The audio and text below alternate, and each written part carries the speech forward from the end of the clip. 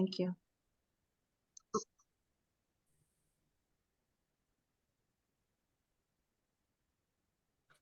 Good evening, everyone.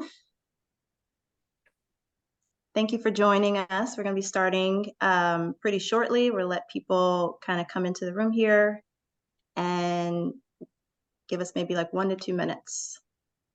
Thanks for being on time.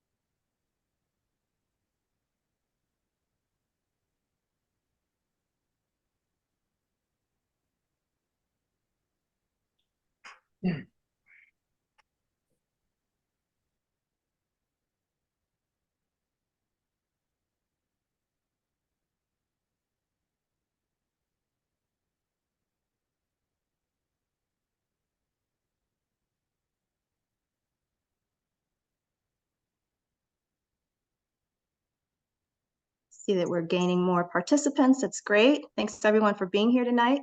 We're going to get started in another minute or so to let people join. I'm glad to have you all here.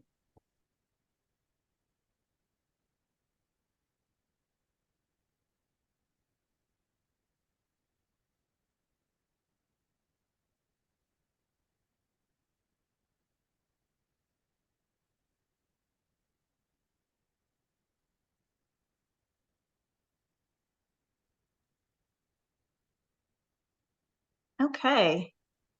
We have a little bit more of critical mass, so we're going to just get started. Good evening, everyone. My name is Marguerite Anglin. I am the Public Art Director for the City of Philadelphia. Welcome to Public Art How to Start. This is our professional development series for emerging artists. Tonight, we are excited to continue with our third workshop called Creating a Winning Design. This is a continuation of the March workshop called The First Steps to a Winning Public Art Proposal, where participants learn strategies to strengthen their initial submission of qualifications in their prior artwork so that they can get to the finalist stage of a public art competition, where you're then invited to submit designs based on your qualification submission. So tonight we're going to talk about once you've reached that stage as a finalist, what does it take to create a winning public art design? I'm happy that we are joined by a great panel of artists who have successfully applied to and won many public art commissions here in Philadelphia, nationally and internationally. And I'll be introducing them to you in a moment. This program is brought to you by the City of Philadelphia's Office of Arts, Culture, and the Creative Economy, also known as OACCE. And we manage the city's Percent for Art program, which frequently announces public art opportunities, public art competitions for city-funded capital construction projects throughout the city in recreation centers, libraries, parks, playgrounds. We're also the stewards of Philadelphia's a collection of public art of over 1,000 artworks. It consists of indoor and outdoor sculptures, murals, mosaics, sculptural seating, many different types of art media that's located in every neighborhood of the city. And our office also works to ensure that the commissioning of new public artworks in Philadelphia reflects the city's values of inclusiveness and reflects the communities where the artwork is being installed. OACCE developed the Public Art How to Start workshop because we know that it can be daunting as an artist to apply for large-scale public art projects in a major city like Philadelphia. So we wanted to demystify the process and encourage more local and emerging artists to apply to compete for public art projects in Philadelphia. We also know that artists of color are underrepresented among those creating public art in Philadelphia. And so our hope is by making these workshops available, we can increase the capacity of local, diverse artists so that you can apply for public art opportunities in the city of Philadelphia and also beyond in other places as well. We're going to be continuing these quarterly workshops over the course of this year and next year with different topics, such as how to create a durable public art that's suitable for outdoor spaces, how to develop a budget, how to create a schedule for a public art project, how to engage the community through your artwork, how to navigate artist contracts, and a lot more. And each of those workshops are going to be featuring experts and different guest artists who will share their insights and lessons learned in their public art journey, so that you can hopefully take some tips away from that as you begin your journeys or as you continue on your journeys. Okay, so let's go to the next slide, please. So the goals of this workshop tonight are to help artists understand some important elements and qualities of a winning public art design. We also want to provide strategies for you as artists to create engaging designs that resonate with decision makers and align with the goals and evaluation criteria for public art opportunities. And, of course, we want to provide you as an emerging artist, if you're in the audience here, you want to give you an opportunity to hear from a panel of experienced public artists as they share examples of their winning designs for various public art competitions. And also, of course, we want to answer your questions, have the artists answer your questions about how to create winning public art designs. Next slide, please.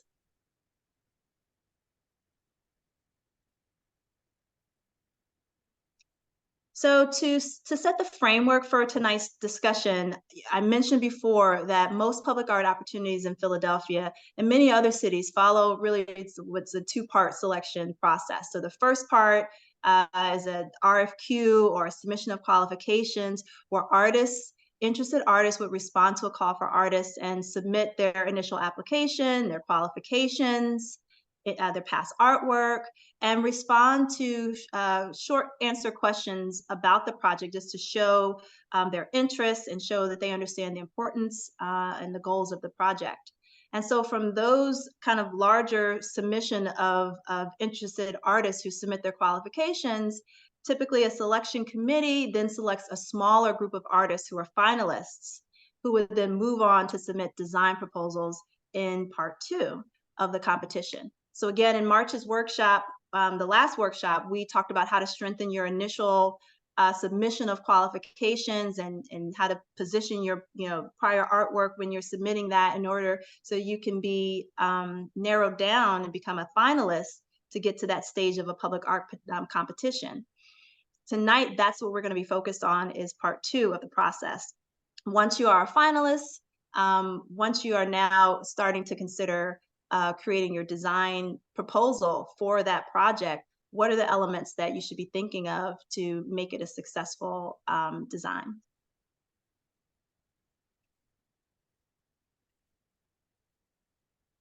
Oh, next slide, please. Yes. So, okay, so just some housekeeping we will have a Q&A portion. At the end of this, we want to invite you to ask your questions by clicking the raise your hand features. It's located at the bottom of your Zoom window. And when you're called on, you can unmute yourself to ask your question. And we also, just as always, a reminder, we ask that you try to be brief and limited to the topic of this meeting when asking your question so that everyone can participate. Next slide, please. Okay, so there may be a range of experience levels in the audience tonight. So we just have a quick poll question to get a sense of who's participating tonight. Have you, if you can respond by clicking yes or no, there should be a poll that'll pop up on your screen. So yes or no, have you ever applied to a public art commission and won that public art commission before? You should see a pop-up on your screen right now. And when you're clicking yes or no, make sure it should give you an option to hit submit. Make sure you hit submit so we can log your response.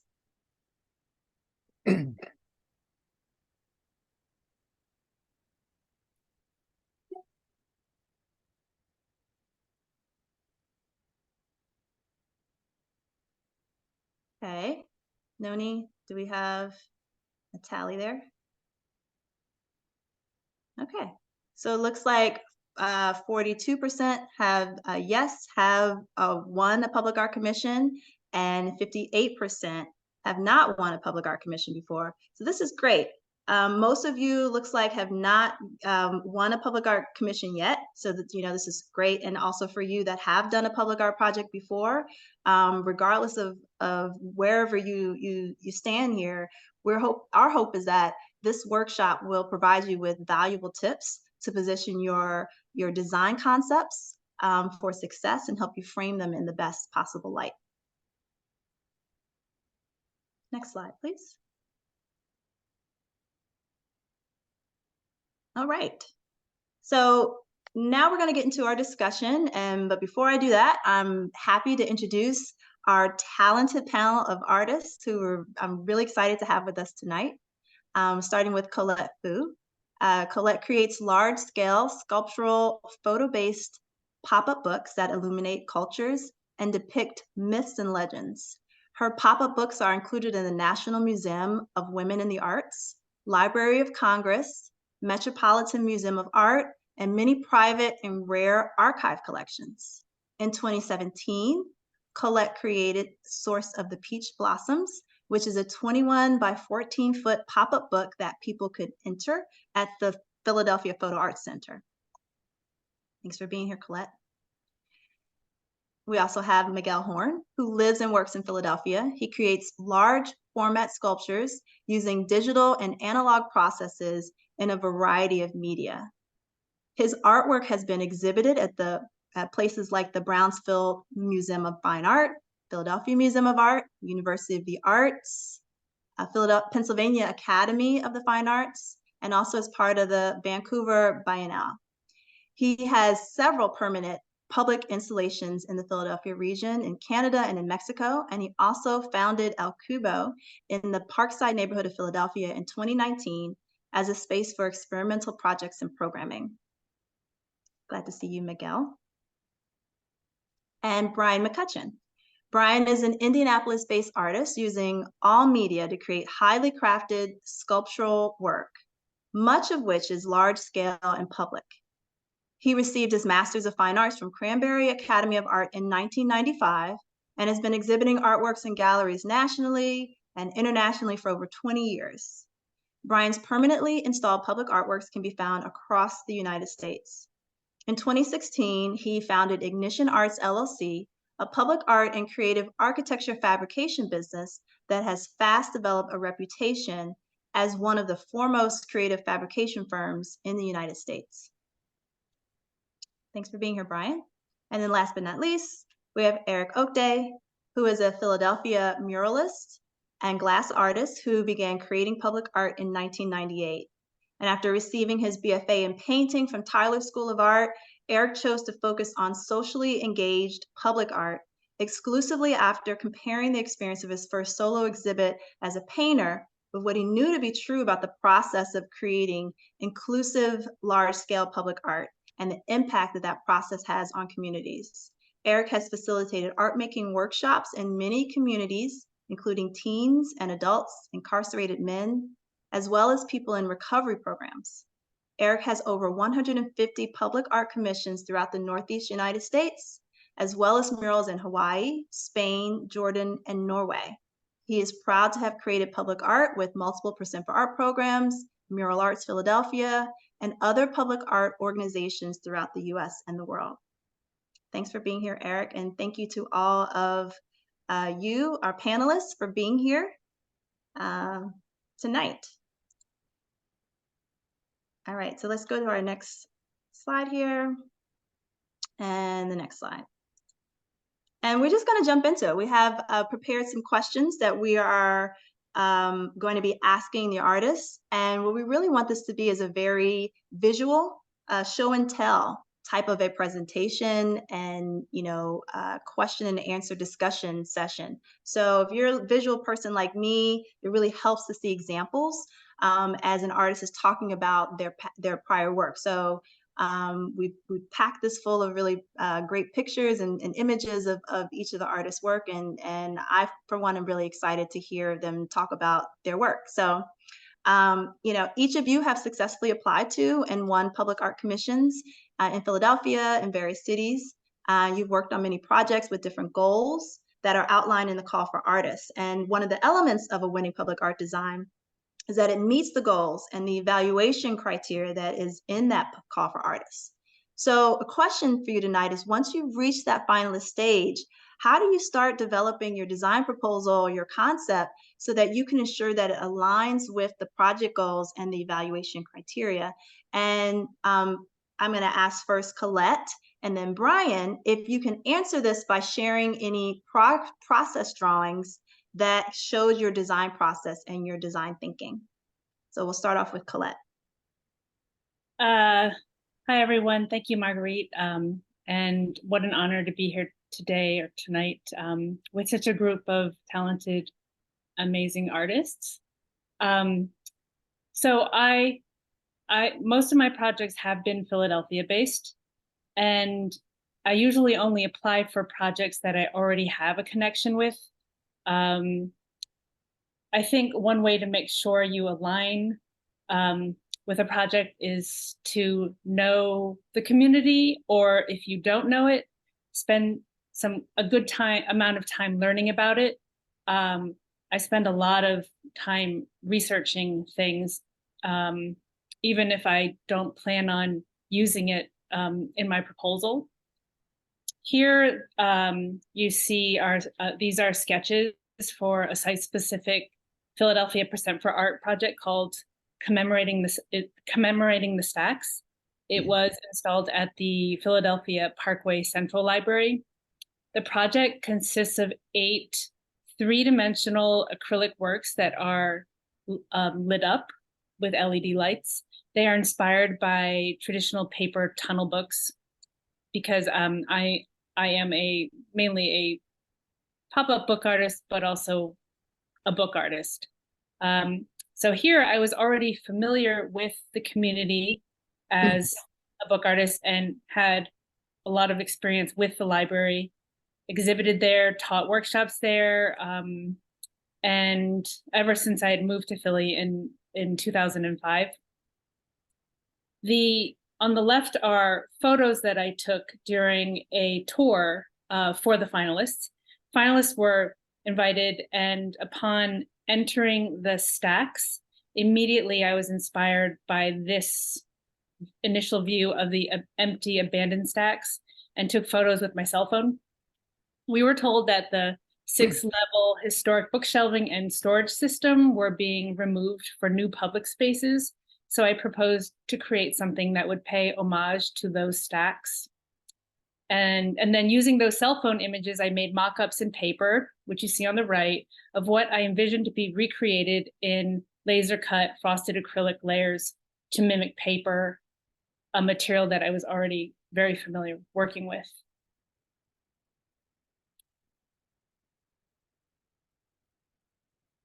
I used to live in, I spent a few years living in Chinatown North. And as a representative of the neighborhood, I was invited to propose something that would involve working with different communities within the neighborhood. I already had worked with organizations in the neighborhood like Mural Arts, Project Home, and Asian Arts Initiative. So I'd already spent a good amount of time developing a relationship with these communities and had an idea of what was relatively reasonable for an engagement activity. I worked with the Chinatown Learning Center, Project Home, Rowan Homes, and the Unlock Senior Center, where participants were prompted to draw items related to the concepts of home, safety, family, celebration, fortune, lucky objects, etc. Anything that related to a joyful and fulfilling existence with friends and family, as this was a housing project. And it was a lot more work on my part, but making these lanterns captured the interest of the participants. We twirled the drawings from the lanterns and created during the workshops onto the windows. Next. Thanks, Colette. Brian?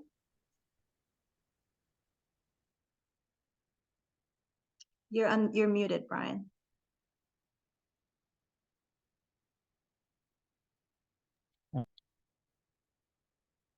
You're still muted. And I'll just remind everyone that we're answering a question about, you know, just showing your process drawings and your design thinking for a public art project that aligns with the project goals and evaluation criteria.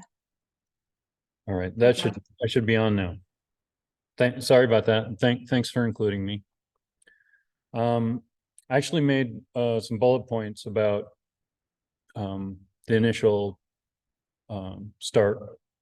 Well, one is to not forget about the initial call and the call document, and what the desires of the community on the outline of the prospectus is. Like that's the reason you were selected in the first place. The next thing I have on sort of my list is to start making inquiries to identify significant site and community identities, histories, features in which to draw content from.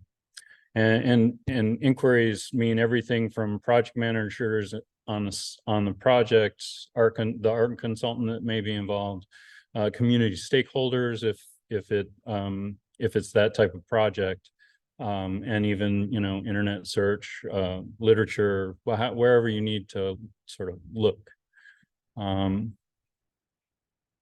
For me, a site visit is pretty critical. It's not always possible, but physically exploring the site and spending some time in the community, especially if it's one that I'm not familiar with, is important. And then the last thing I have on here is consider the budget and be realistic about what you can accomplish with that as you develop the proposal. So the images you're seeing here now, the next 3 images are actually part of the proposal for this project. It was a commission for the Denver airport through United Airlines. I spent several years living on the Front Range, so this was a call that I didn't actually especially need to travel for. The call asked to focus on a downtown and urban arts experience in Denver. It was to be a suspended artwork, and there were pretty rigid size and weight restrictions for the project.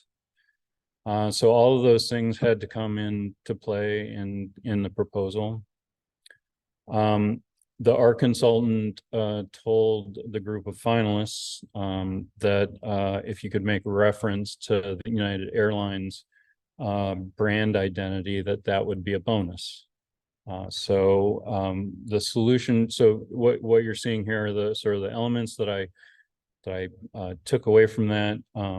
The state flower. So in deciding what to do, in living in Colorado for so long, I understood that the natural world profoundly influences urban life.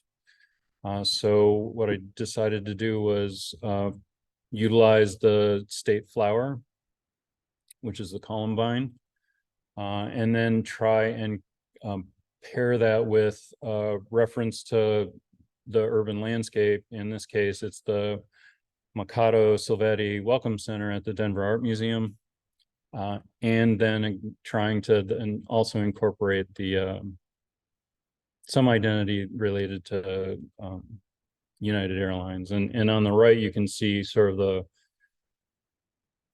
the layout of those elements, laser cut grid to suspend from the ceiling that mimics the logo of the company, a wireframe model of the museum, and then a field of columbines. Next slide. And this was one of the finalist images that that I utilized. And even in this case, you might notice even from the last image, the columbine itself was really hard to render at this scale and sort of be understood. So we added the columbine image in the corner as a little sort of window or side reminder of what those elements were. Next slide. And if you play it. So the other thing, like the main thing I think that you want to be able to do for a call is to clearly show what it is that you are proposing.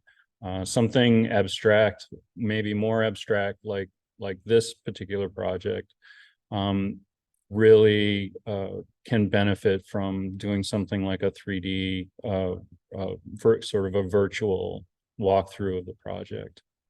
And then the next slide.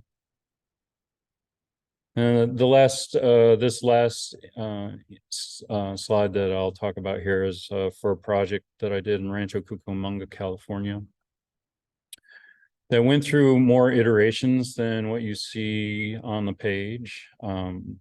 I was through the process, I was asked to sort of, I made a proposal and then was asked to rethink it and then propose something else. But again, this is a site that had pretty strict size restrictions. One of the goals, it was a new urbanism development in Rancho Cucamonga. It was the first large-scale monument in the city. They really wanted to be able to see it from a distance, and yet it had to be a pretty small footprint on the ground and vertical.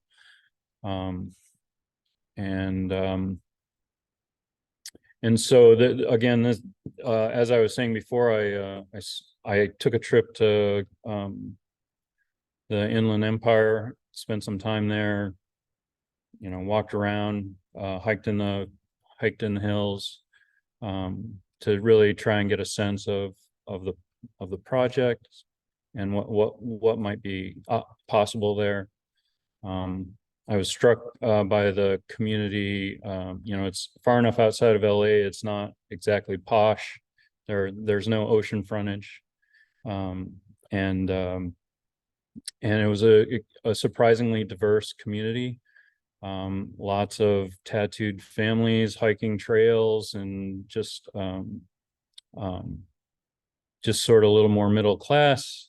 The region also was generated a lot of alternative and punk musicians, including Frank Zappa, who had a studio in Rancho Cucamonga. But one of the things that stuck with me was the graffiti in the community, even on the rocks and the mountains, on the trails. It was so I focused on that, since it was to be the site was also on Route 66, so the roadside monument was a reference that I wanted to make. So as a symbol to the community, I decided to focus on the California fan palm. It's the only native palm tree to Southern California, and it's extremely hardy. Sort of fits in with the harsh nature of the environment, the San Bernardino Valley, and sort of the type of people who inhabit that area. And so, you know, I imagined one of the palm trees in the development being ripped from the ground and then stuck upside down on a plinth, making reference to sort of a subversive or even irreverent nod to public monuments. And then I also proposed that it be life-size cast bronze work, again making a reference to the monument, and in thinking about bronze sculpture, I know from art history that Greek and Roman bronzes were polychromed. These days that seems unthinkable. So I also proposed painting the artwork and painting it in the manner of a graffiti artist, which the proposal was accepted, and then the suggestion from the committee, the selection committee, was to find a local Los Angeles artist, graffiti artist to work with. So I actually collaborated with Jason Williams, who goes by Revoke, sort of an infamous, internationally known LA artist. And that's how it came together. So you can see from these images, you have my reference image, sort of this loose sketch for the proposal, a model to sort of sort out the physical attributes of the work, and then the final work on the right. Thank you, Brian, and thank you, Colette. These are really exciting projects, and thank you for sharing your design process, how you kind of went from the beginning to the end in your design thinking.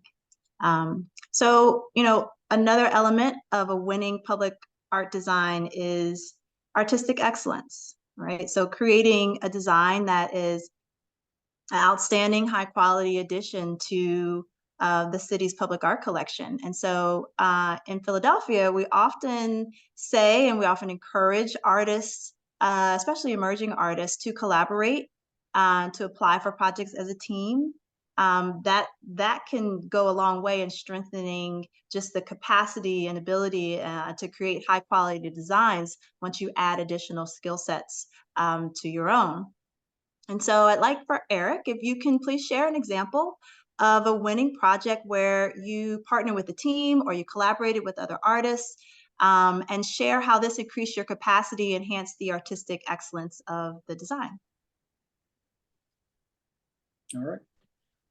So this is a project that I created in 2012, and the year before, a call went out, and I was asked to consider applying as a part of a team with Social Impact Studios. At the time, they were called Design for Social Impact, headed by a woman named Ennis Carter. And Ennis and I couldn't be more different in how we work. A lot of our ways to approach project are so radically different from each other, but we're committed to figuring out like how we can best collaborate and work together. We knew, number one, that we wanted stained glass to play a major part in the project, because I'm getting a little ahead of myself, but the project is called How We Fish, and inspired by the saying, give a man a fish, he eats for a day, teach a man a fish, he eats for a lifetime. And what this project consisted of was a series of truly citywide engagement workshops throughout Philadelphia in different neighborhoods, talking about the evolving face of work in the city and what it means to the people who live in these neighborhoods. And each meeting, each part of the city took on its own sort of face and identity. Some, a meeting in Kensington was very different than in a meeting in South Philly, because of you have a large industrial hub in the city that is almost completely gone and not what it once was. So all of those meetings took on very, very interesting meaning, and gave us a lot of really gave us a wealth of things to ponder and come up with afterwards. So what we did was we created a living brief for the project and recorded all of these meetings, audio, transcribed, just to get people's experiences in words. And we tried to pack the mural with as much of that as we could. I think the one thing that we agreed on right away was that, some of the best projects work on a macro and micro scale. So when you're approaching it from a distance, you're like, oh, right, this is the mural with the hands and that they're sewing the garment. But upon closer inspection, you'll see things that reward you for like coming up like the 10th, the 20th, the 30th time. You know, after seeing this thing for years and years, you might still find elements that are completely new to you. And rewarded for those repeat viewings. But we knew we wanted stained glass to play a major part of this because Philadelphia was a stained glass hub of the entire United States for a very, very long time in the turn of the 19th century. So our resulting design is split up into 4 different economies of the city: an agricultural, an industrial, a commerce-based economy, and this future knowledge-based economy. Can we go to the next slide? And when we started out, we had 2 very different ideas of what things could look like. And if you look on your left, you'll see the 2 biggest design concepts were my initial pass and their initial pass. And just to see, you know, we gave each other no feedback, nothing to think about, just what did you take from those meetings? Let's dive in. And this is what we came up with. And as you could see, like certain things were working, other things weren't. And we started to piece these elements together, realize what it was that we liked about each piece, and slowly started to evolve those ideas over time. The sewing hands were a really serendipitous inclusion in the design because we found out later on that the building that it's going on was the home for the Women's Garment Workers Union of Philadelphia. So it couldn't have been more of an appropriate image to include. So it was from that point that we started to converge the designs. You could see like some of the work that we have, like more advanced designs in the middle there. They're a little smaller. Can we go back to the first slide, if that's okay? But what we started to realize was that I tend to work realistically, and social impact studios, their figures have a certain look to it and a certain quality to it.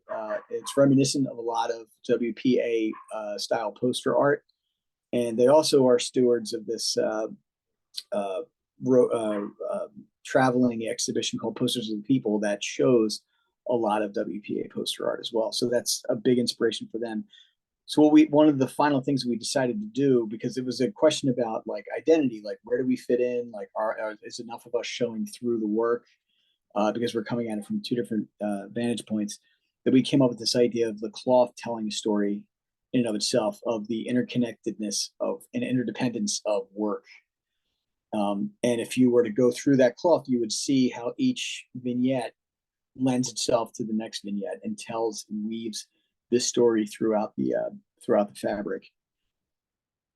And this was, I want to say, about 6 or 7 different design revisions until we got to this point, and each one building off of the last. But I think in the end, we came up with something that was pretty equitable, pretty representative of both of us, and something that we could be really proud of.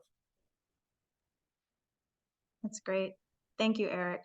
Thanks for this great example of artistic excellence through collaboration.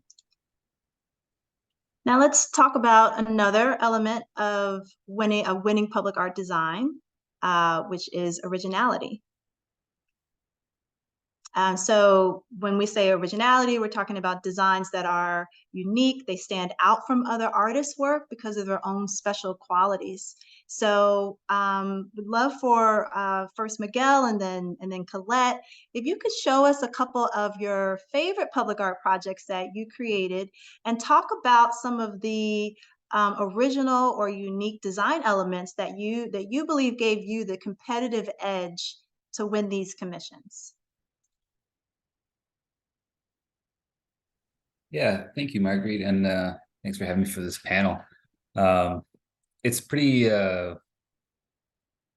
daunting, I think, when you're starting a project development to understand the entirety of, you know, the space where you're working. You know, a lot of times through drawings and architectural plans and renders, and not being able to physically stand in a space. And this project is probably one of my more well-known pieces.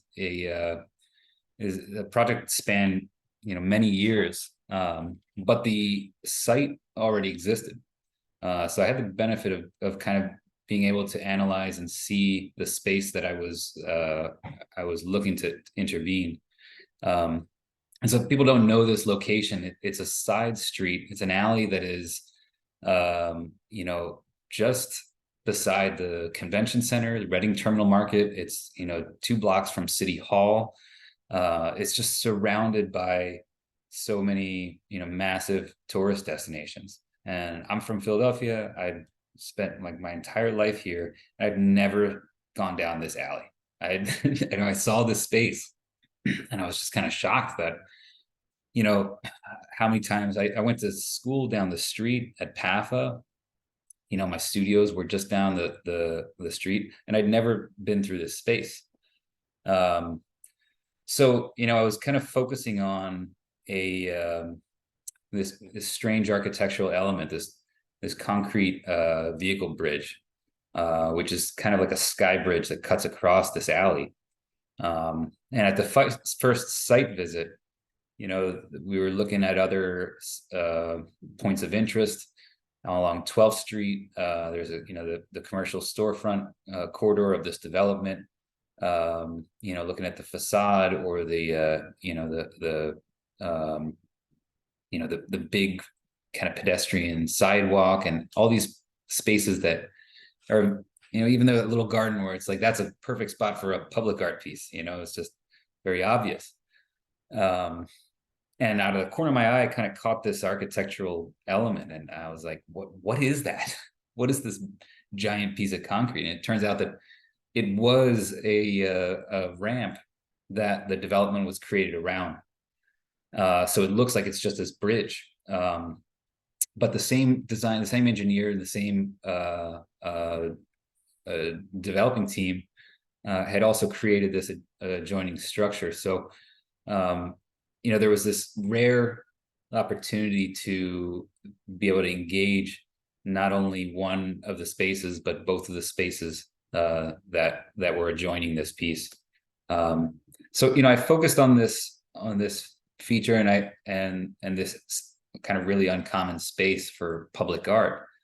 And I got really excited about the idea of creating a public space that has no, you know, public service or public use.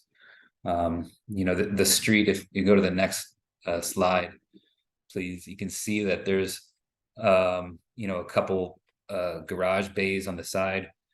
This is where like all the service entrances are for trash pickup, you know, linens for the hotel, deliveries for Maggiano's and Fabric Workshop and Center for Architecture, all on the adjoining buildings. But this is kind of this service alley. And you know, there's cars. This is a little bit of a dated photo, but there's you know, there's trash in the street. There's cars blocking half of the side that it's illegally parked.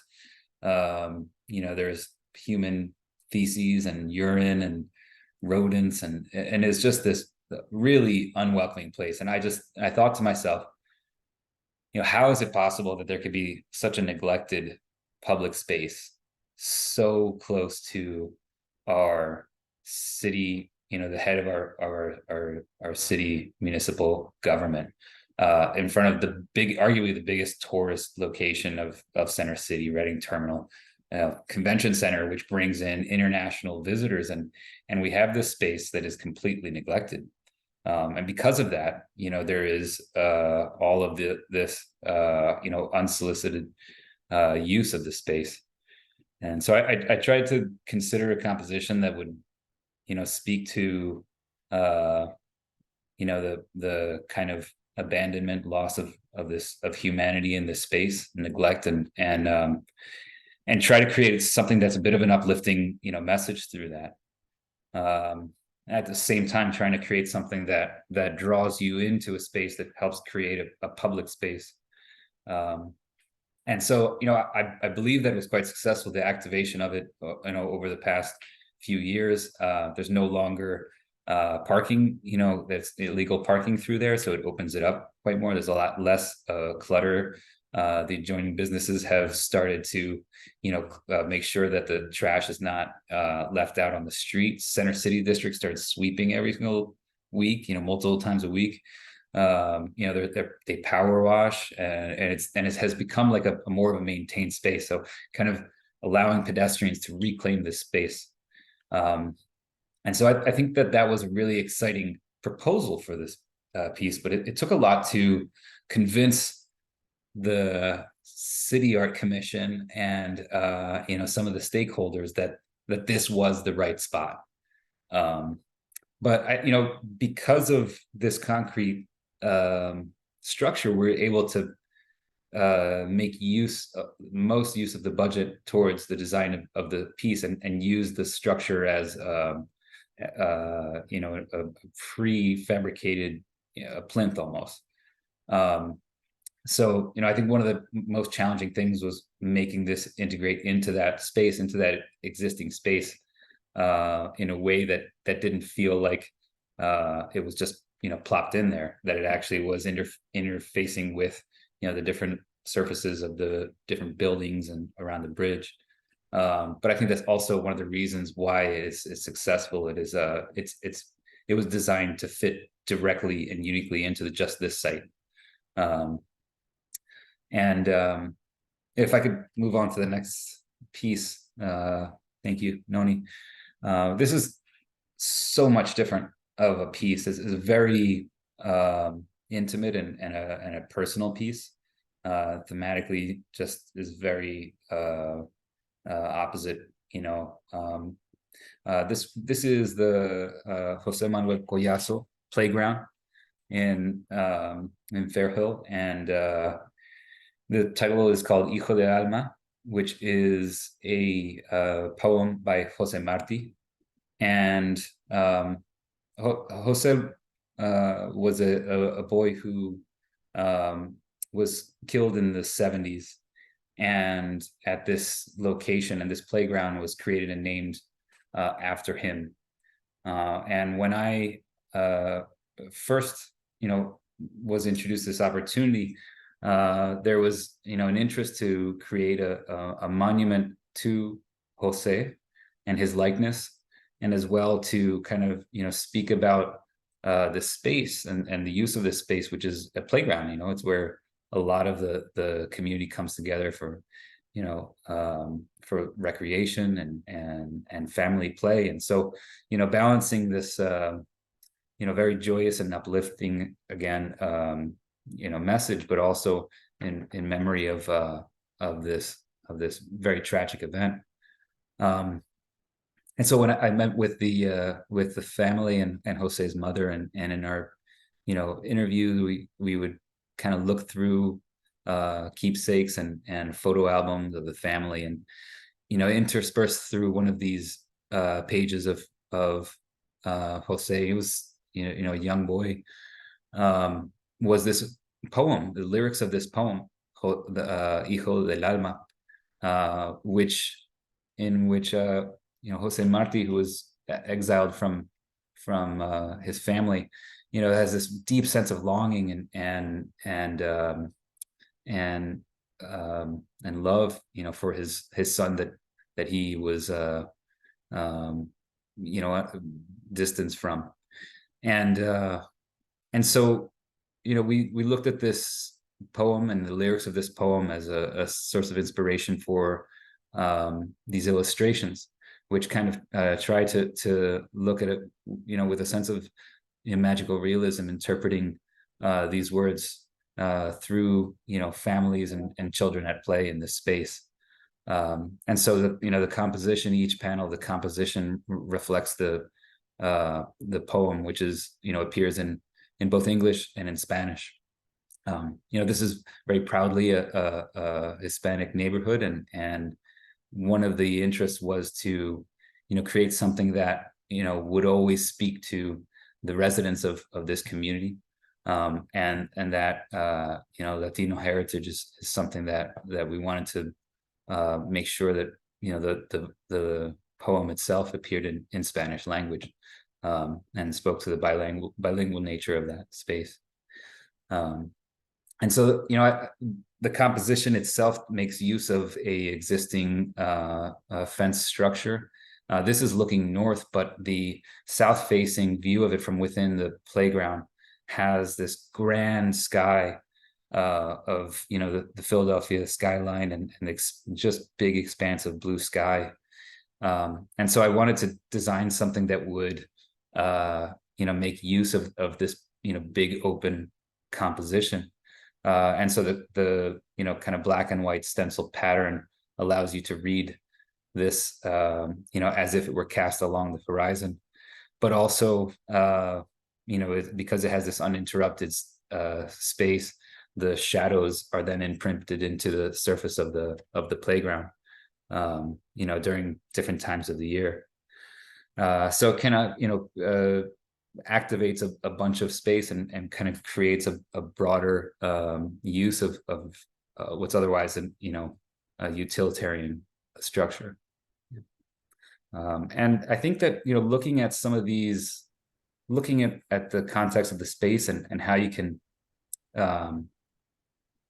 make your work integrate into not only the physical space but or activate parts of that physical space is really one of the great things about public art, and can be a really engaging way for people to experience the piece. Thank you, Miguel. Really great originality in both of those projects. And we're a little bit behind schedule, so I want Colette to show us a couple of her projects that she's created, and talk about some of the original unique design elements, and just remind everybody to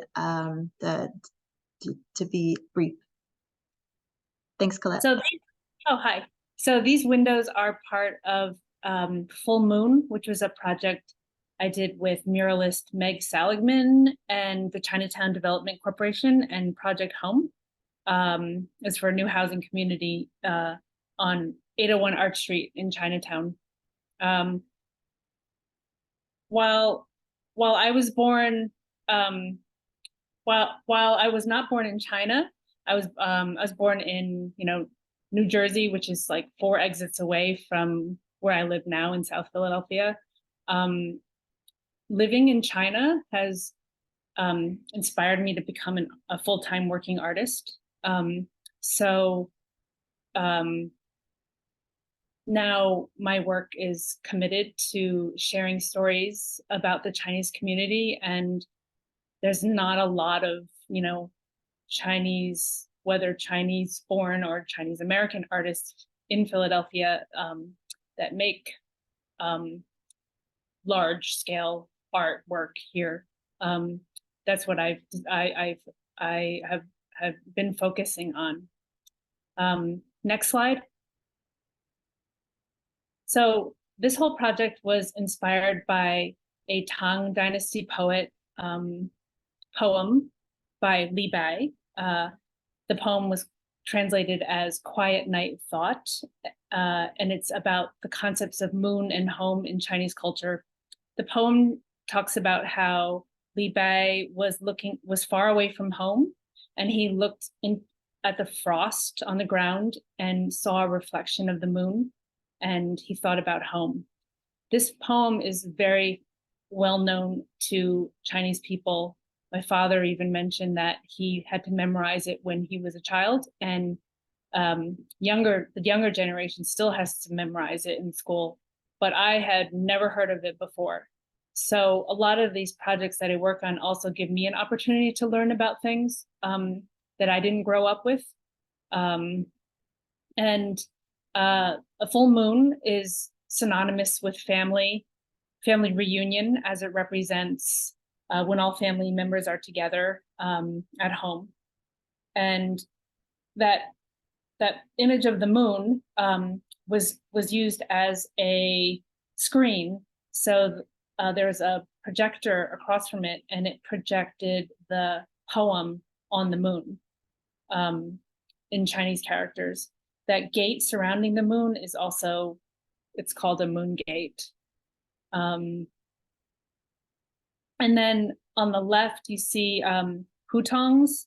They are narrow streets or alleys in Chinese cities.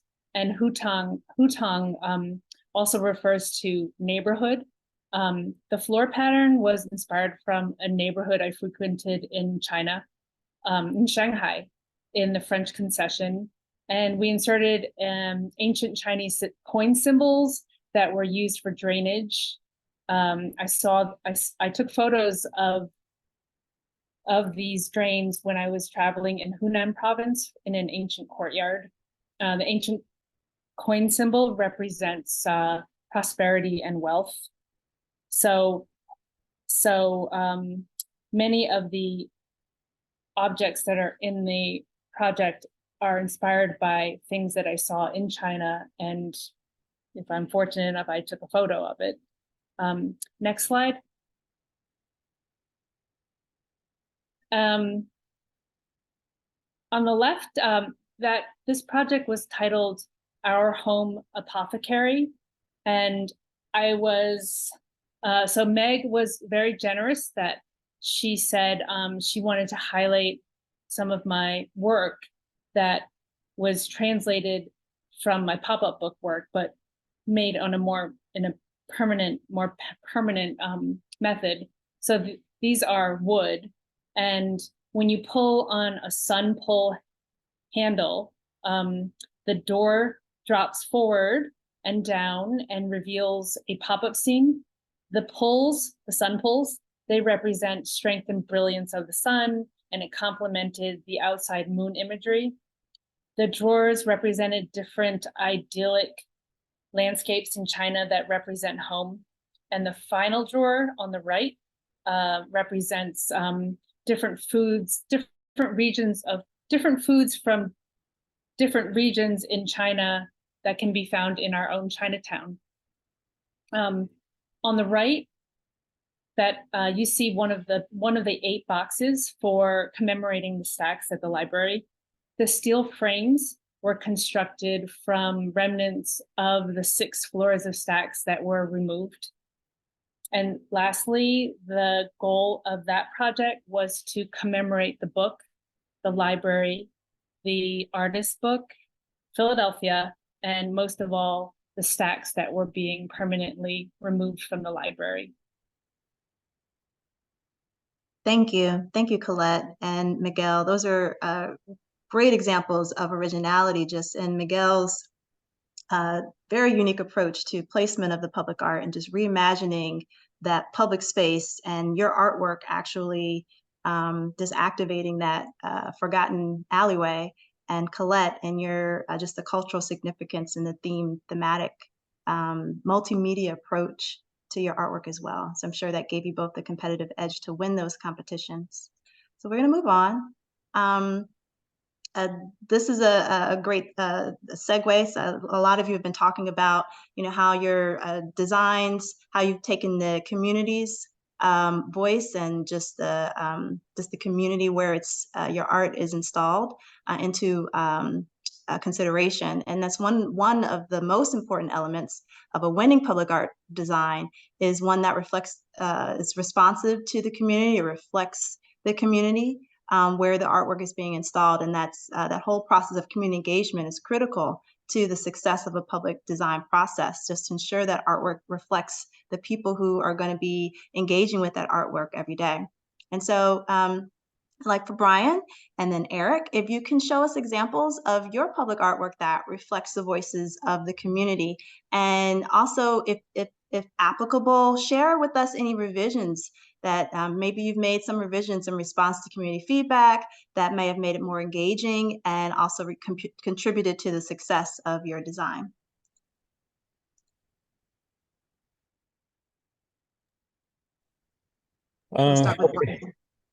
Yeah, thanks. So this project is in Philadelphia, in South Philadelphia. I was selected to make an artwork for the Smith Playground. and it's sort of typical of the process I described before. I lived in South Philadelphia for almost a decade. I was familiar with the community, although I did come back for a site visit. Even my music teacher was only a few blocks from this location. But sort of the connection and community specifically is, as I was, thinking about what potential, the park had been renovated by another entity to be a sports park. So I was thinking about public art and monuments in the city and what might be possible.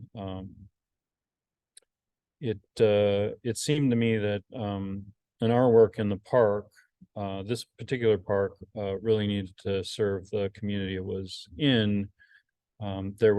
There are two schools that border the perimeter of the park, and then there's also a community center that's focused on youth engagement in the park. And so again, like it's so easy to think of monumental sports sculpture, right? Like the Rocky sculpture, being such a identity in the city, and then thinking also too about the historic figurative monuments around the city and who they represent.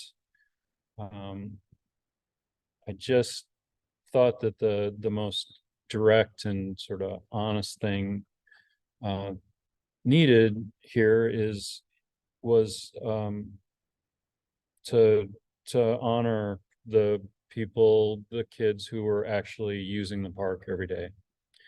And so so that is how I came about deciding on this direction for the artwork. The plinth, just by the way, was actually kind of a driver for the project because it's an old fountain base and was not going to be removed. And it just, again, seemed like a perfect sort of a plinth to sort of address this. And in the background are, the basketball courts are in the background. Yeah. And I decided to use a young model, both because of the age group of the kids that typically use the park, but also because my model was 12 years old and an athlete. And I just thought that age is one of transition, right? So the park was in transition, the neighborhood maybe is or is not in transition, but it's sort of a deciding and sort of influential time. So the pose of the artwork is meant to sort of be one where the athlete has the ball and is in the process of deciding kind of which direction or which route or which action to take, and sort of that, and sort of making connection between that and sort of the transition from kid to young adult. And so, yeah. Thank you, Brian. Sure. Eric?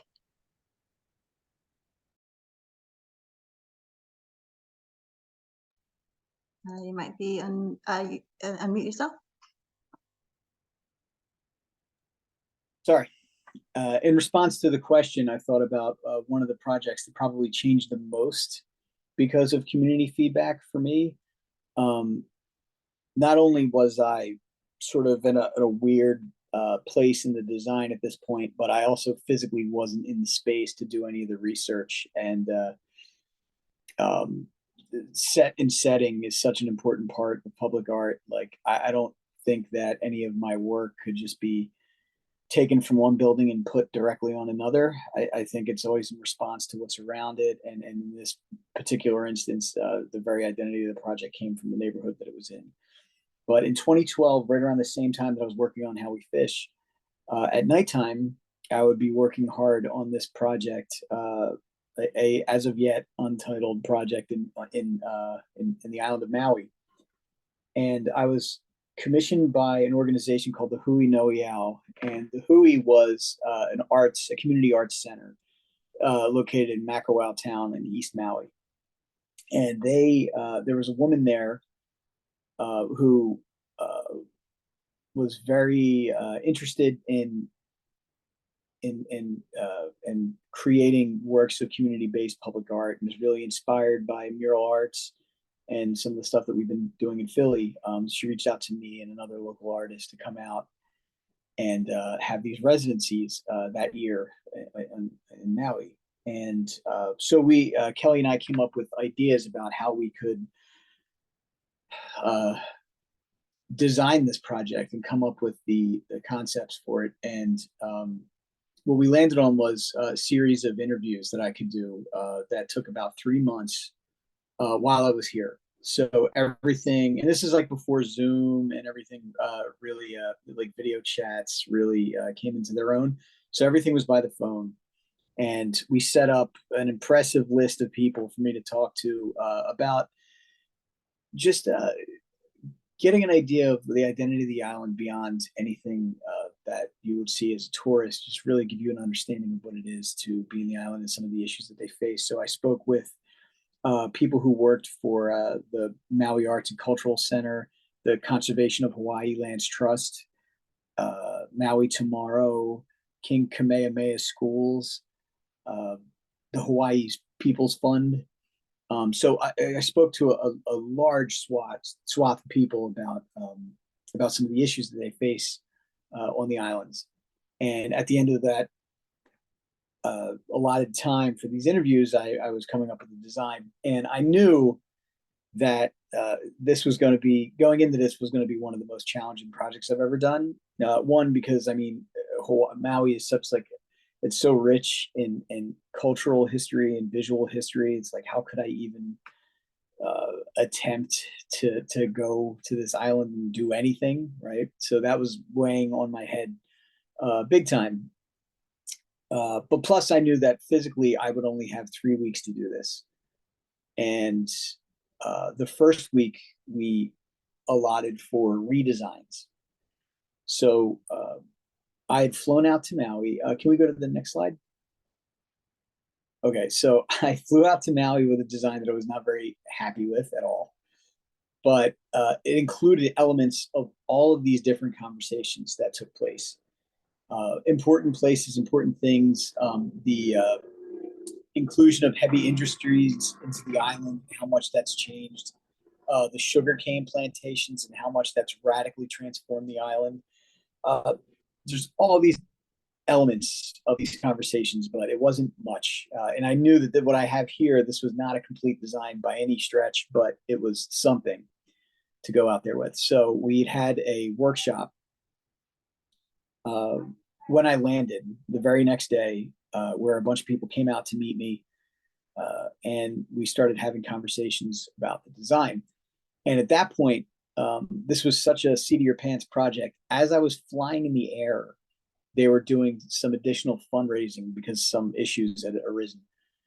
And we located a wall in a town called Wailuku. Can we go to the next slide? We located a wall in a town called Wailuku.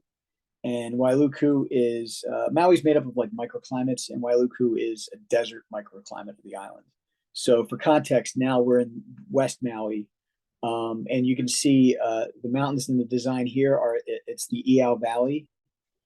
And those mountains are in Western Maui, and just over the left-hand side of those mountains on the other end, that's where Line is located. So just to give you some context, so we're right there, we're very close. So when I had landed, now we have a wall. We have a wall, we have a town, and now like all of the issues and the conversations that I had been having previous really didn't apply to anything that was going on in this town. It has its own identity, its own history, that people are very proud of and want to see reflected. So this design became something very, very different.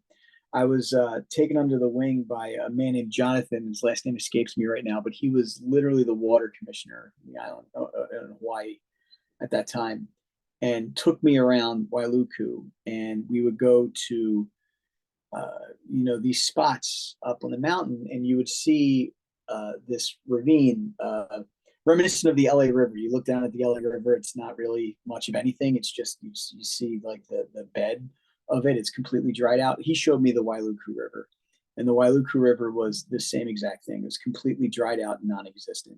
And the reason that is because when the sugarcane plantations came in, they rerouted the streams. So this mural is titled Navaeha, which means the four streams. And there are four streams in the Yao Valley that fed together and became the Wailuku River, this big, vibrant river that no longer exists because all of that water was routed underground, and all of that water went to feed the sugarcane crops. And sugarcane is not, it's invasive to Maui. It doesn't belong there. Something like taro, which is shown in the design in silhouettes, it makes much more sense to grow. It's a much more forgiving crop. It's less thirsty. You can actually filter water through taro plants multiple times. Whereas sugarcane just absorbs, it just takes and takes and takes. Not to mention, at the time, Maui was also the last island in Hawaii to not have outlawed cane burnings. So cane burnings was a regular thing, and I've experienced driving through some of them at the time.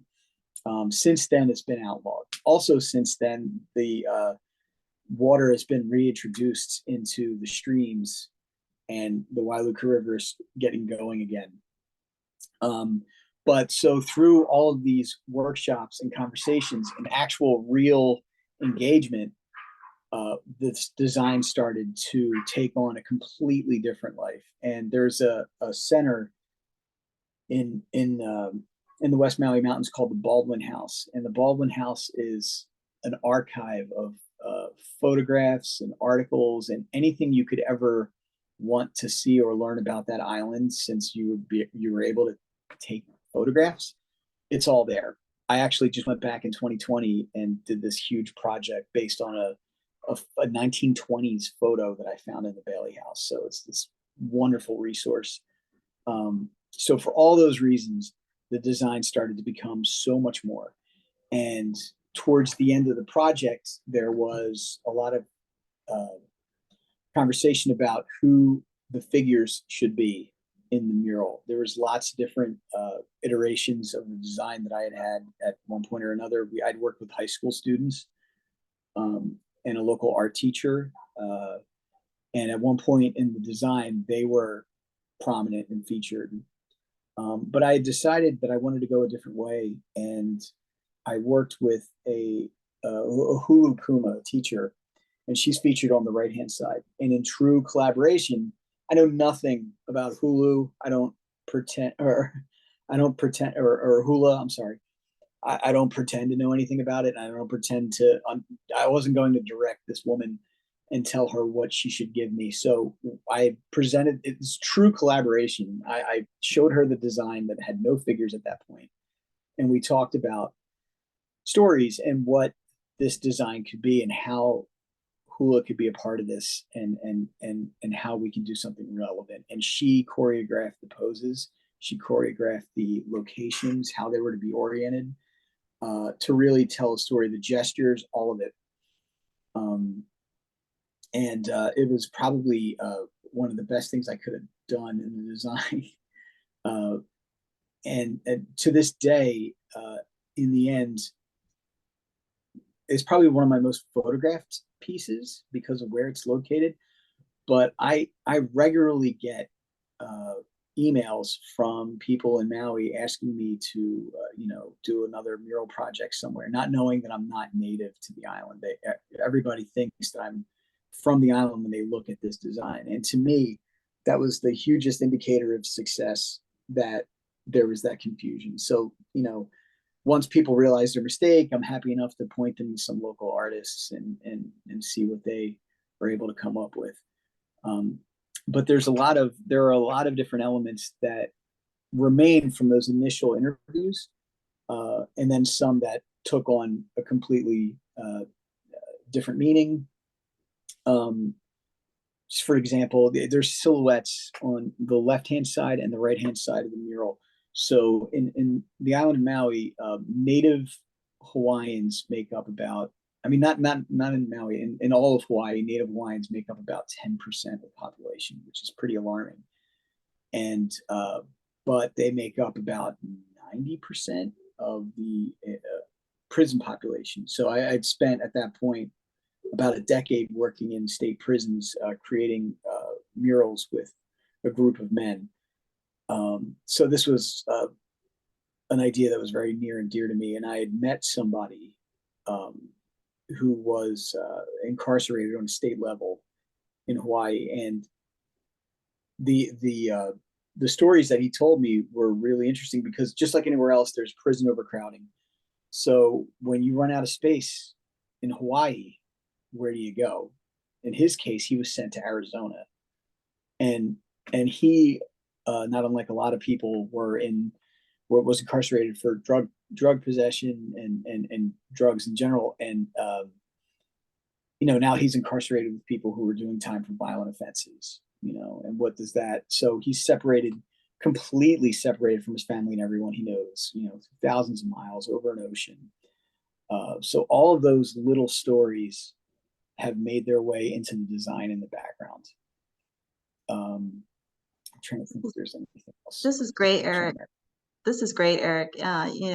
Thank you to you and to Brian for giving such great examples of coming into a community and really amplifying the voice of that community and telling, amplifying the stories of that community with this project in Maui, which is so reflective of the people and the land, as well as Brian's MVP in South Philly, which is one of my personal favorites, and is actually the first statue of an African-American girl in the city.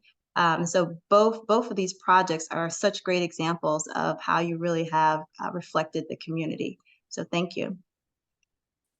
So we're gonna move on. I try to move on a little bit quickly to our next question. We have one question after this, and we want to make sure that we're leaving enough time for Q&A before we close at 7:30 tonight.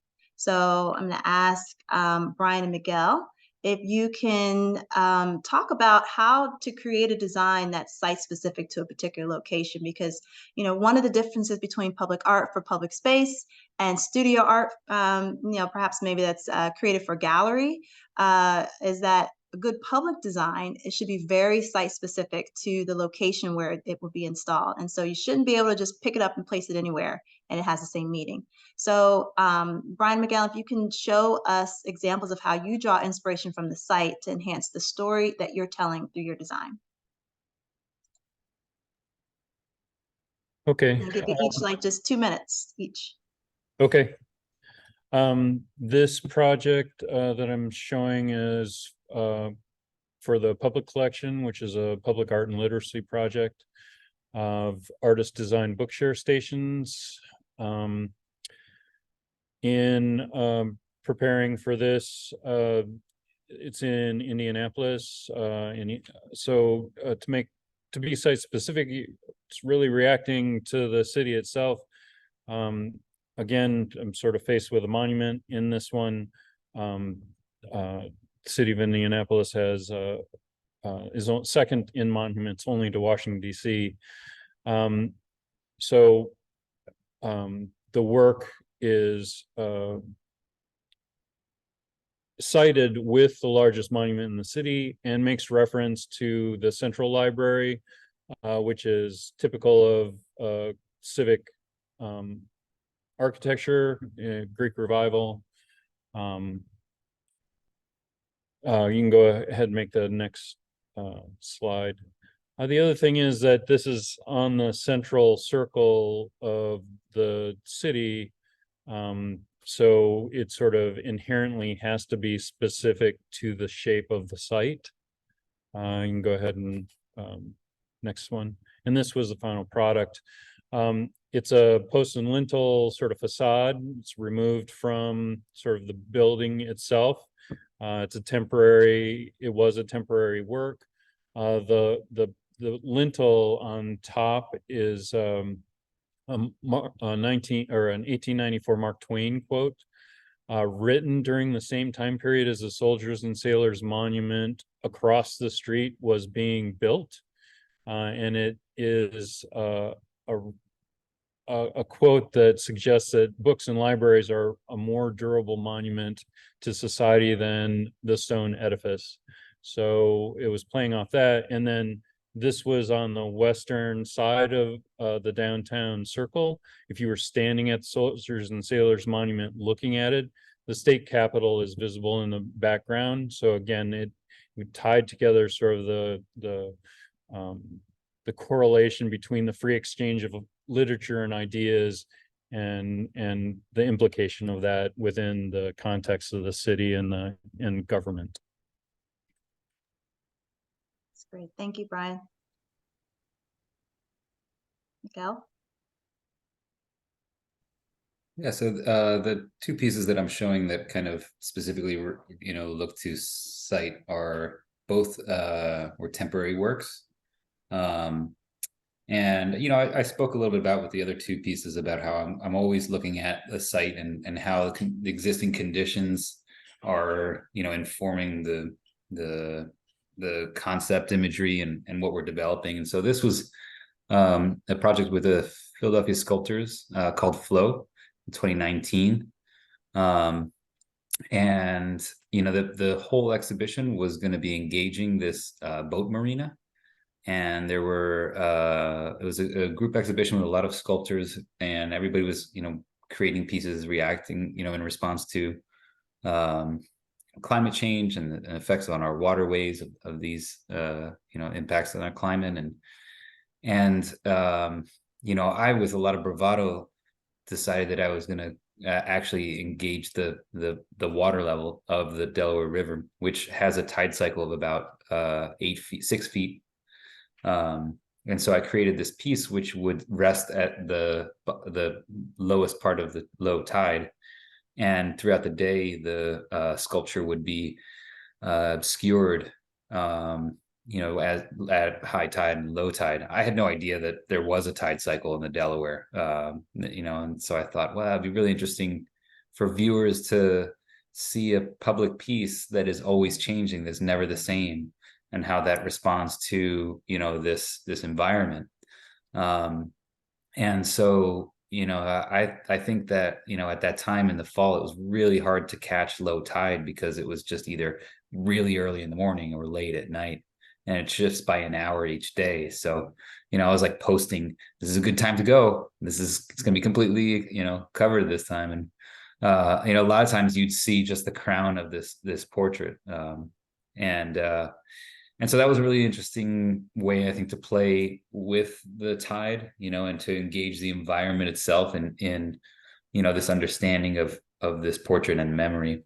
If we look at the next slide, it is this was actually a temporary piece that I developed while creating the sculpture on the bridge. And it was part of Art in the Open, which is a 3-day festival where artists are creating work in public, in front of the public, in public spaces along the Schuylkill riverbanks. And so, this is a very frequented space by runners and cyclists and just pedestrians and families. But there's this like architectural relic that is just so out of place. It's this pylon of an industrial bridge that's been long gone over that railway. And so, I kind of liked the connection to the history of this space and this architectural relic. And again, thinking about, its place along this, developed, banks of the river. And, it's very sturdy, right? It's made out of massive stone and concrete. And I thought it was kind of interesting to create this composition that would, engage that and challenge the viewer's understanding of, you know, what's happening here? Is he trying to not push this over? Is he trying to, you know, sustain it? And I think it's like on the one hill of the Schuylkill Banks. So there's a lot of response of people that were like, oh, I really reacted to this. I really responded to, you know, just trying to push up this hill and just kind of push through this. And so there, you know, it was, you know, playful to a degree, but it's hard to understand the scale of this. I mean, this is the final scale of each one of the figures that was down by the Reading terminal. So if this guy was standing up, he'd be 15 feet tall. And so, you know, it had this, you know, kind of jumped out at you along there. But, you know, I think a lot of people thought about what is this thing now? I've always run by it, but why is it here? And now if you go, they created this little courtyard around it. There's like a little pollinator garden, and you can kind of sit and reflect. And this is just kind of like a backdrop there. Thank you, They Miguel. also have this like big industrial train line adjacent to it, which I think that it was, you know, it was really interesting as you're working there, these, you know, oil tankers driving by, like, what the hell is really the antithesis to the running trail. Oh, these are wonderful examples of site specificity, this you know, and how you responded to this prompt, right? You had this prompt that was there, and what you placed next to it really gave it really enhanced the meaning of your artwork, as well as Brian, you know, responding to even the geometry of the site and just the meaning of the library. So very site specific designs that you couldn't just pick up and put somewhere else. And again, this is a great example of a winning, you know, element for public art design. So we're going to go to our last question. And we're going to do this just because I'm looking at our time. I really want to give any of our artists in the audience an opportunity to ask questions. We're going to do this kind of like a lightning round, right? So I want to hear from each of you one, like, you know, each of you, you know, now you're experienced artists. There's probably a lot of things that you know now that you didn't know when you were starting out in the world of public art. But I just want to hear one thing. What is one thing that you have learned, you know, when you didn't win a public art opportunity, when you were developing your design proposals and you didn't win that opportunity? What's an example of one thing that you learned that you can share with our audience? And we're going to just do it lightning round, and I'm just going to go with the first person on my screen, which is Eric. If you are applying for a project that's new construction and there is an architect attached to that project, use that architect as a resource as much as you can, even if they don't want you to. That's great. That's great. They don't want you to. Yeah. Okay, Miguel, one thing you've learned. Don't take it personal. You have no idea what the people on that committee are thinking about or interested in, or how long they've been looking at proposals. And it's not a reflection of you or your content or what your work is. That, you know, at first I used to get so upset if I didn't get something. It was so personal, but now I understand, having seen from the other side, you know. That's a great point. And I would add on to that and try again, you know, like don't let it, you know, don't take it personal, but try, you know, try again the next opportunity. So that's a great one, Miguel. Brian, any lesson learned? Make sure you illustrate your idea to the level that can be understood by a diverse committee selection committee. It's they can't imagine what you're seeing in your mind, and it has to be really accessible visual imagery. That's great. Thank you, Brian. Colette? This is not a place to be humble. I have a natural inclination to be humble, and once I pointed out that I had no experience in something, and I saw that I didn't see that as a deficiency. I saw it as a motivation to work hard and learn something, but I think it came across as, oh, this is like gambling.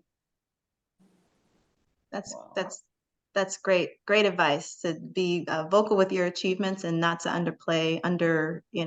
understate things and be too humble. Thank you, all of you. I just want to thank all of our artists. I know you're not done yet. We got hopefully some questions, but I just want to say thank you for sharing your artwork and your insights with us tonight. I think it's really helpful for other artists to see, if anyone's visual like me, it's just really helpful for other artists to see examples when we talk about winning public art projects, and all of these projects that you showed us where you won these commissions. And so it's great to hear your thinking on how you approach your designs, and also just to see the wide variety of different expressions and different art media that's been represented here tonight. So at this time, we're going to open the floor to questions from our audience. And if you have a question, please use the raise your hand feature that's at the bottom of your Zoom window. And when you're called on, you can unmute yourself to ask your question.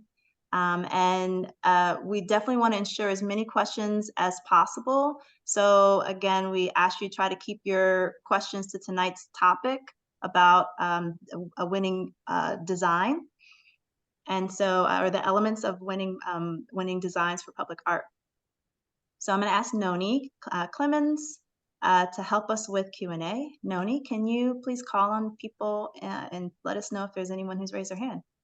Sure. Yes, we have a question from Jerome Parmet. I hope I'm saying that right. So I'm going to unmute you now so you can ask your question.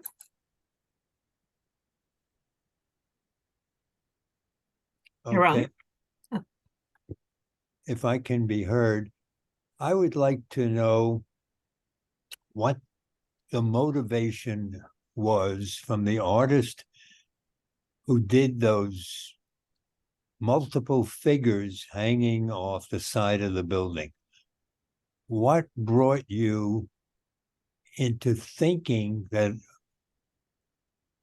you did what you did? How you put physical people together in a group in such an awkward alleyway.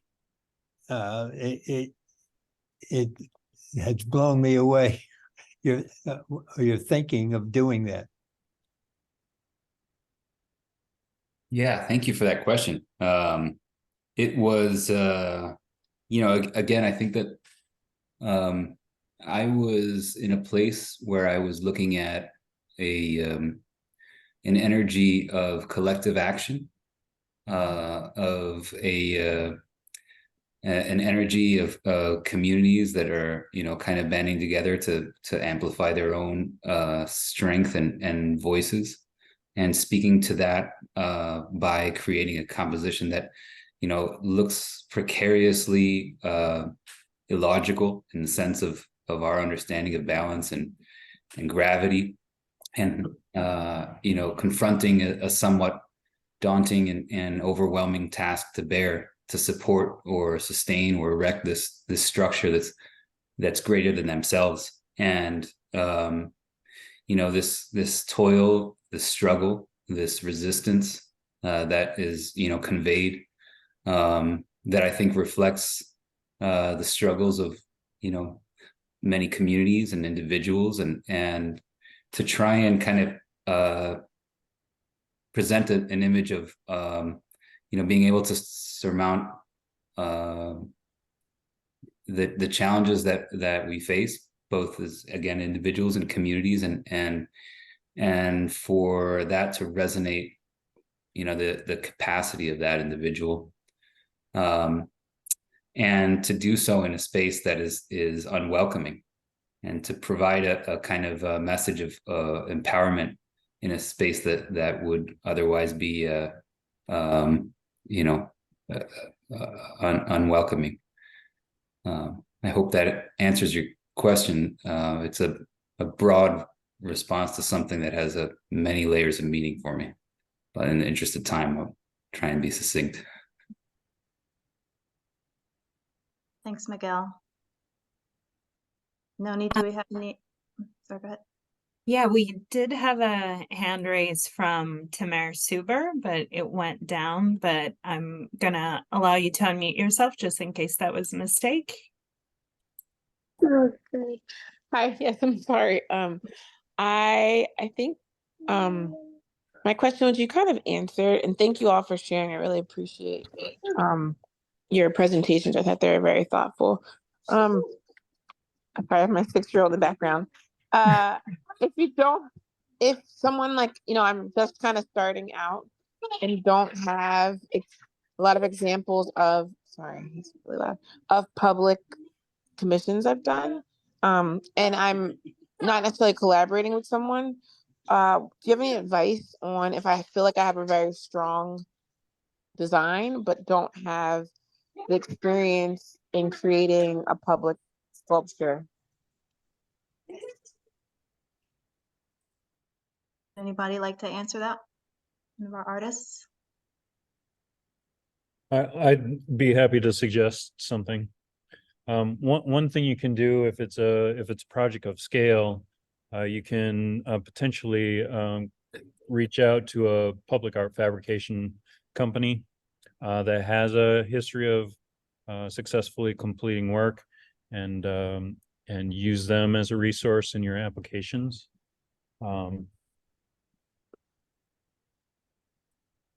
I think if you don't have a portfolio of completed public work, you, as long as your portfolio is, is strong, and you can articulate in your letter of intent sort of why you'd be a good fit. One thing I have suggested to emerging artists in the past is to also just pretend you're a finalist on projects that you see advertised that seem like a good fit for your work, and then develop a proposal. You can always use proposals that are unsuccessful in applications for projects. So that way the committee can see how you think about working in the public. That was great. Does anyone else have any thing to add? I was going to second what Brian said. There are plenty of people that you can reach out to, depending on what medium you work in, whose job is to fabricate these projects, and then also take, especially if it's a site that has a lot of issues or is really precarious and is a logistical nightmare. Like, there are people who their entire job is fabrication and installation, and that can take the onus and burden off of you. Thank you, Brian and Eric.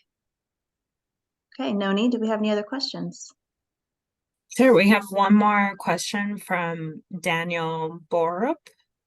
Again, my apologies if I'm saying that wrong, but I've now allowed you to unmute yourself to ask your question.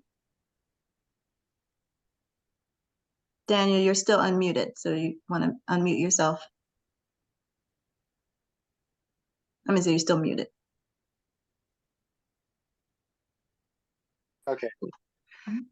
Here I am. I think this question is for Miguel and Brian. I am a figure sculptor. I do traditional figure work. I looked at your websites and noticed that neither of you are strictly figure sculptors, but you've done that, but you've done some other things. My question is, how would you recommend going about doing other things? I feel like I only win commissions for figurative bronze sculptures. And sometimes I apply for other things. I have ideas for other things, but I just don't know how to go about branching out.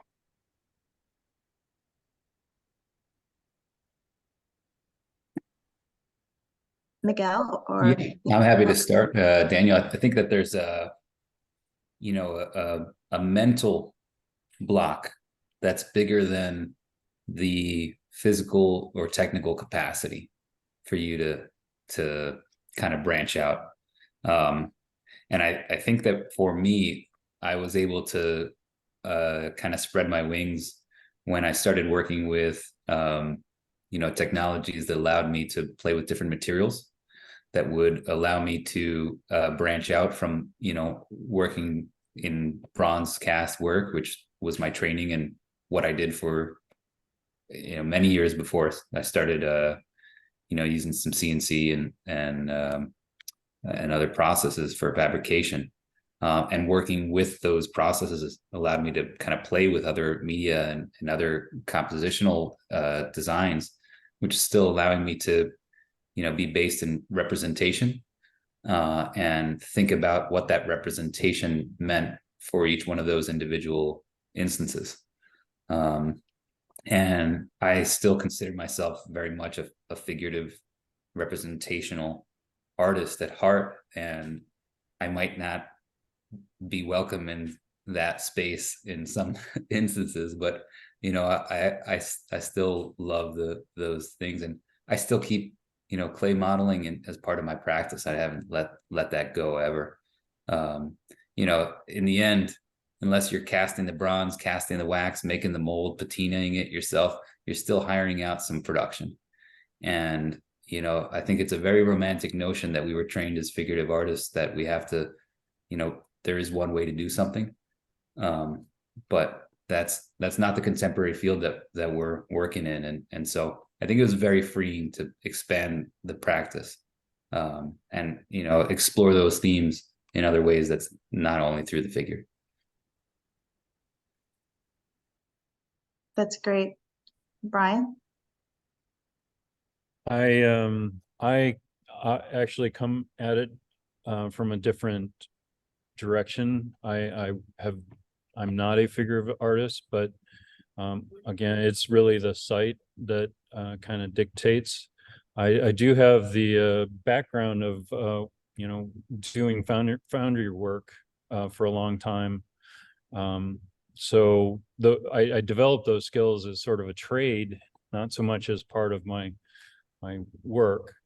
One thing is, an art fabricator, though, this is actually a question I've gotten a number of times, where a figurative artist wants to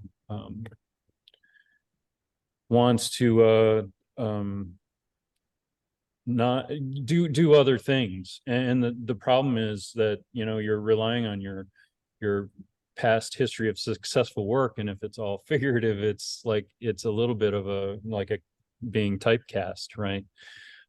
So I mean, and so the figurative arts that approach me, sort of like we mentioned before, is that my company has a history of doing large scale work of all kinds, and so part of the thought is that if you're applying as a creative lead with a company, and I think this dovetails with what Eric said too, or Miguel, I'm sorry, that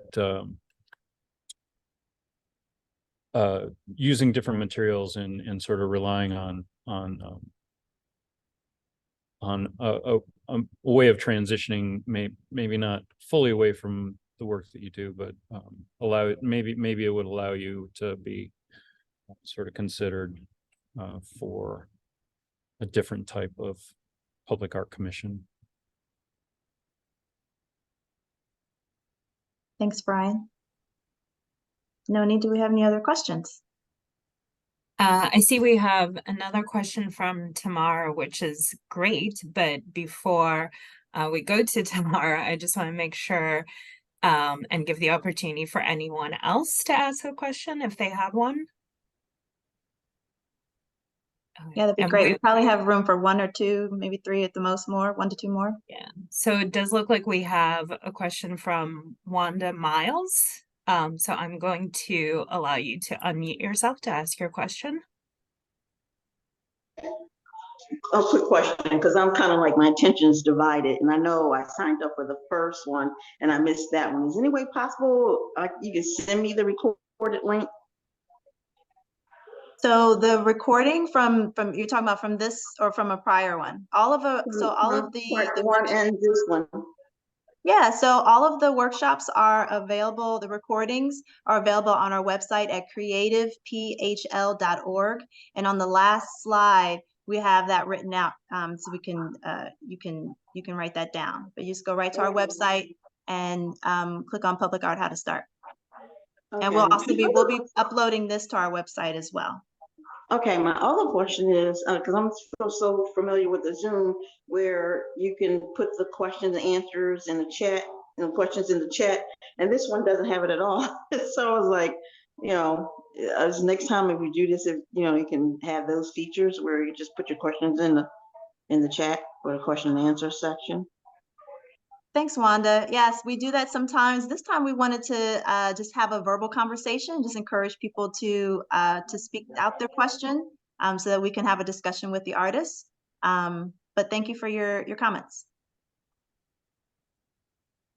All right, Noni, do we have, does Tamara want to ask her question? I don't see any other questions. So Tamara or Tamara, if you still want to ask your question, I can allow you to unmute yourself.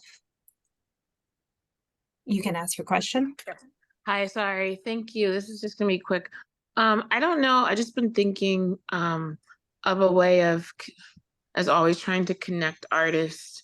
And is there a way that people who are interested in maybe collaborating with one another on projects, like, is there a space or a platform that we can share information? I know in one of a previous talk that you guys did, maybe like a year ago, I had put my contact information in the chat, but wasn't able to save the chat. But I don't know if there's, that's just an idea that I think, people are coming to this talks like this and that are looking for people to collaborate or have a call that they see that's coming up that they're interested in, that like, or groups even of, being able to network and connect with people. If there's a way of kind of helping to facilitate something like that. Yeah, we definitely would be open to that. I know that's a need, and perhaps we're mapping out the workshops for the rest of this year and next year, and actually had talked about this is actually several months ago, had talked about doing providing some opportunity where there's more interaction between the attendees themselves to kind of get to know one another and to talk about teaming. And so not sure what that might look like. But if you want to send me an email with your question, then we can maybe start a dialogue. It's marguerite.anglin@phila.gov. And I can also send an email. We can send an email to all the attendees so that they also can have my email as well. That's a great question. All right. So in the interest of time, if we don't have any more questions, Noni? No, I don't see any more questions. Okay. So so let's go to our next slide, because I want to let people know about an artist opportunity that we have, and also want to thank our artists again for sharing your artwork and all of these tips, these great tips that you've provided to our audience tonight. I'm sure that everyone, I'm sure there's multiple things that people have walked away with as you just consider applying to future public art opportunities. Speaking of which, the City of Philadelphia has an upcoming public art opportunity. It's the Broad, Germantown, and Erie Percent for Art project. It's a $200,000 commission for public art at the intersection of Broad, Germantown, and Erie. And this is where the city is going to be renovating and creating public space at this intersection, redeveloping the public spaces at this intersection to provide community spaces for community programming and events. And so this artwork commission is going to go to a winning artist to install multiple art interventions near this intersection that will be inspired by positive quotes and sayings that have been selected by the community. And one of the unique opportunities with this project is the artist will have an opportunity to select, choose from different options and different opportunities along the site that will allow for a variety of mediums. So it could be etchings and mosaics, bas-relief, sculptural works. So a really unique and cool project, honestly. And so we're really encouraging artist teams, also local artists, minority artists. You're encouraged to apply, and you can apply by submitting your qualifications by September 21st at creativephl.org. And if you go there, you can find the call for artists and the timeline for the project and how you can apply. There's also a link there. We had an artist informational session, and that's been recorded, so you can watch that, where we we gave some additional information about that project. All right, so that brings us to our final slide. It concludes our program for tonight. Thank you, everyone, for joining us. Thank you again to our artists. And please check our website once again at creativephl.org. Sign up on our mailing list so you can receive information about public art opportunities like the one I just mentioned, as well as the next quarterly workshop in our Public Art How to Start series. Thank you, everyone, again, and good night.